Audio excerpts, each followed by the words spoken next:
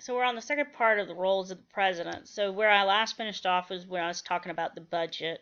So sometimes, like when times are bad, like what we're currently going through, the government is definitely going to spend more money. And by them spending more money, we're going to go in the debt. But the hope is that you and I, when we get the money, we will spend the money and it'll get the economy going. And then when things are going better, what will end up happening is the economy will start to surge. They'll be able to increase taxes to start paying off the debt. And once we start paying off the debt, we might be at this even mark, or we might have a surplus, okay, where we have extra. There are checks on the president's job as an economic guardian. Like the House of Representatives really does create all those revenue and tax bills, and Congress has to approve the budget. So when the president does make a suggestion about taxes and revenue and things like that, he does have to get the House of Representatives to help him out. And then Congress is going to look at the budget and they're going to approve of it. And then the president's job is really to go about enforcing and spending that budget. The next role of the president is that of a legislative leader. So the president is going to sign bills into law. He can veto, or she can veto bills, which means they cancel them out. And of course, they can also make suggestions on laws. So the president as a legislative leader means he has a little bit of a lapse, a little crossover into another branch. Because remember, the president is in the executive branch. But this is one of the checks on Congress's ability to make laws.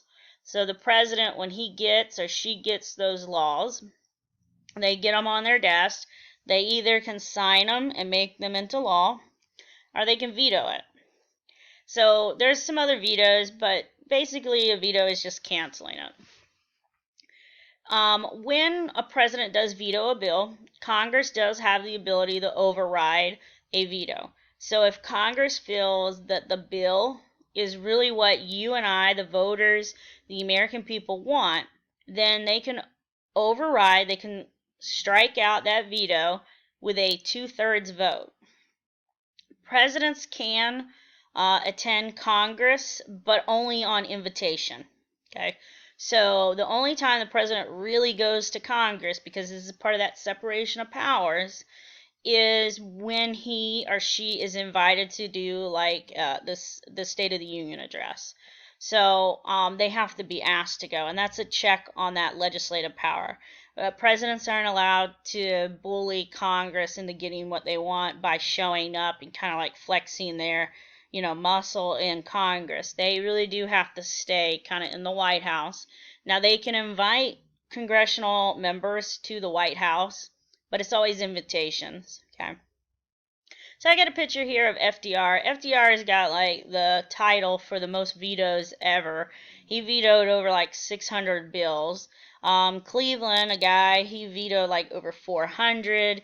I mean, you've got some presidents that were pretty high. Truman did 250. But most presidents are pretty low on veto. If it's passed both houses of Congress, and Congress is, 535 people that you and I voted in, it kind of seems that we want that bill passed because they're doing what their voters have told them they want. So a lot of presidents are very low on their number of vetoes they have used. Most of them are just in the low double digits, maybe a dozen. Some have not used any of them. They've never used a veto. But whenever you do veto and you're the president, there's normally a reason. It could be because of the money issue tied to a bill. It could be the wording. It could just be you really believe it's the wrong thing altogether for the American people. But Congress can always override it. Some other responsibilities is the president State of the Union address.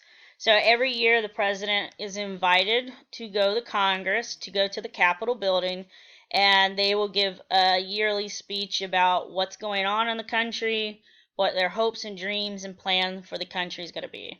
So this is John F. Kennedy actually giving his State of the Union address. And part of the reason why I'm showing you Kennedy is this is kind of the years when television became very important. You know, people had TV in their home now. It's the 1960s, and they're watching politics daily on television. And that's going to change the culture of the American people. You know, you get news, and now it's not just on the radio. Now you're getting to see pictures, you're getting to see film of what's going on, so it does change politics. Some other responsibilities of our president would be like pardons.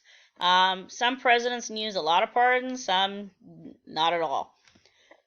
A president is allowed to forgive any crime, state or federal, of someone who's been convicted or might get convicted. You don't actually have to get a conviction. You don't actually have to be found guilty. You could just be accused of it, and you can actually get a pardon if the president chooses to. There are some pros and some cons to doing pardons. Like, it can correct a wrong from the past, so that would be a pro. Sometimes, given what has gone on in the past with maybe jury selection, lawyers, laws that might not today be viewed as legitimate but were at the time of the crime, this would be why sometimes it's correcting a wrong from the past. It also shows like mercy. There is a con. You got to answer to the American people for it.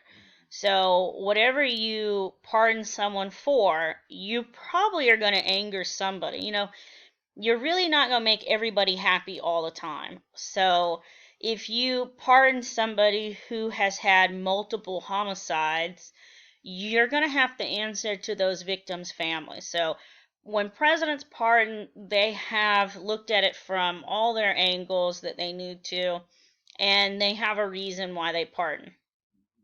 Generally, during a first term, presidents don't really use a lot of pardons. It's normally during the second one that they'll do it, and they do it kind of a lot towards the end. Now, if they're just a one-term president, they didn't get voted back in, they would use it more at the end. Most presidents use pardons more at the end of their time in, because voters, you know, I mean, like, voters aren't really going to hold you accountable because you're done with the presidency because they didn't vote you back in, or you're done with the presidency because you did your 2 terms.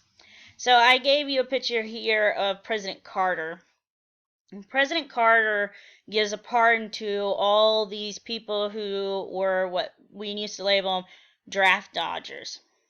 A draft dodger is during Vietnam, some young men left the United States and they went to Canada, and they stayed in Canada during the whole Vietnam War time.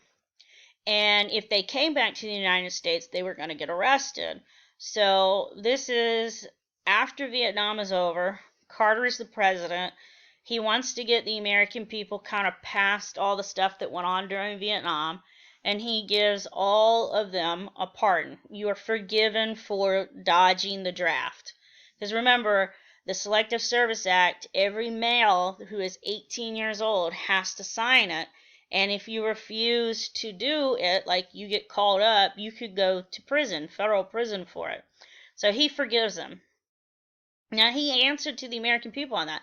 There were people who were very upset about it, but there were people who were happy too, because their sons, their husbands came back to the country.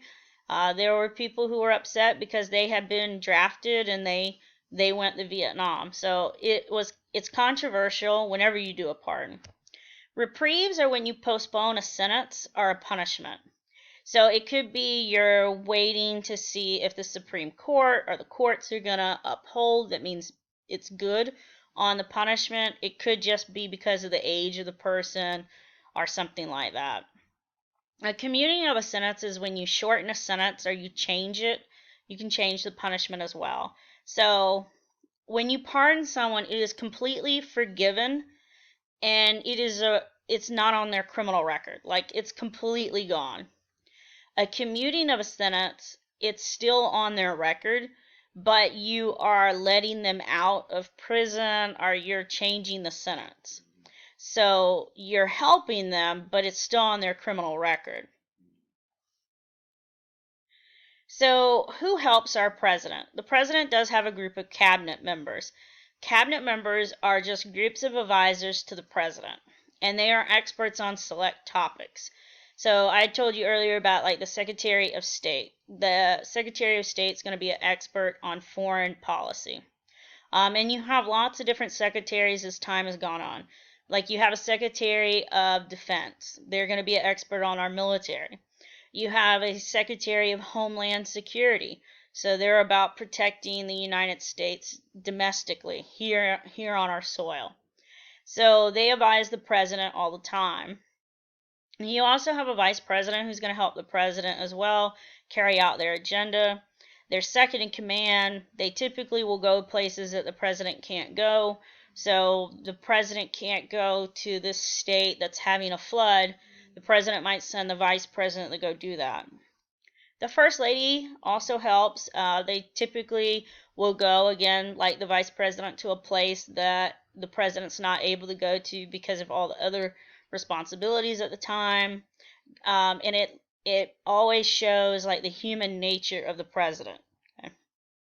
Agencies also help out the president doing the job of enforcing and carrying out the law. Agencies are a little bit different.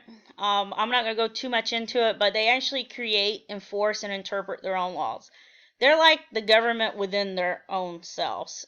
So when you look at like the FDA, the EPA, things like this, they actually make their own laws. They go about enforcing their own laws, and they interpret whether their laws are good or not. So they're kind of like a mini little government. So like the Environmental Protection Agency, it's an agency. They make environmental laws. So they just made their own laws. They go to factories and they make certain that factories are following the EPA laws. And if they don't, they're going to go ahead and fine them and enforce that law because they've just interpreted you're putting out too much pollution, so you got a $500,000 fine or whatever it's going to be. And they enforce that. So that's kind of how like the agencies kind of operate. Same thing with like FEMA, or the Federal Emergency Management Agency. So they deal with like disasters. So they have created laws, they enforce them, and they interpret them. This is some of the stuff that the president does with our executive branch. I hope this helps you understand what the president does on a day-to-day basis.